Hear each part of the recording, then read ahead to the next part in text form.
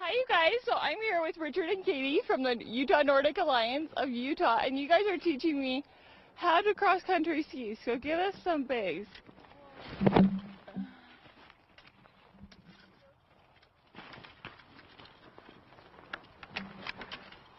Okay. Right. Yes.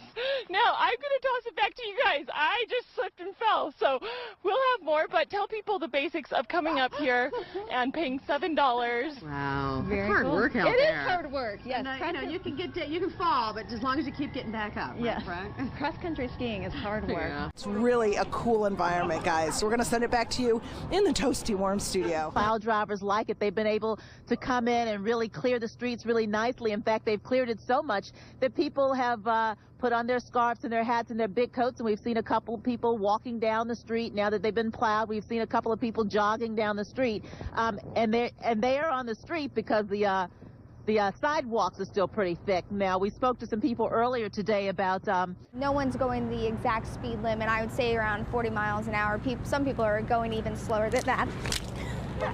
So it's extremely slippery. I actually just fell on the pavement, and that's the same thing that's happening on the roadways.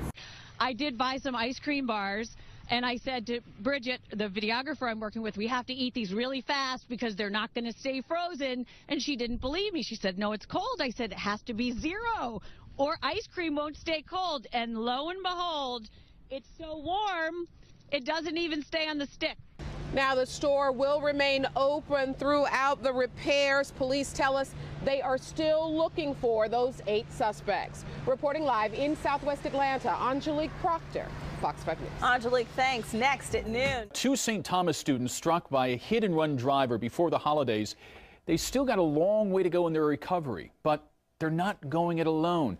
How their friends are all helping in for them tonight. Although we have a snow day here for a lot of kids, they cannot be out in these sub-zero wind chills. Megan, back to you. All right, so if they're canceling the train, does that mean that you and I are having another night in bed together?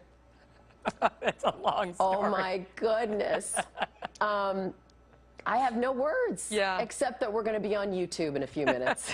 The only reason I said it is because during Hurricane Sandy, there were no hotel rooms, and Janice and I shared a hotel room so that there were enough rooms for all of the people on air. I'm happy to say you're the only female I've ever shared a bed with. Well, there you go. Thank you for sharing and oversharing. See you, hon. I don't hear anything. And then over here, we're waiting for those pipes to burst. Yeah, I don't know if they... What will it look like, though, real It'll quick? look like something like... Oh, jeez.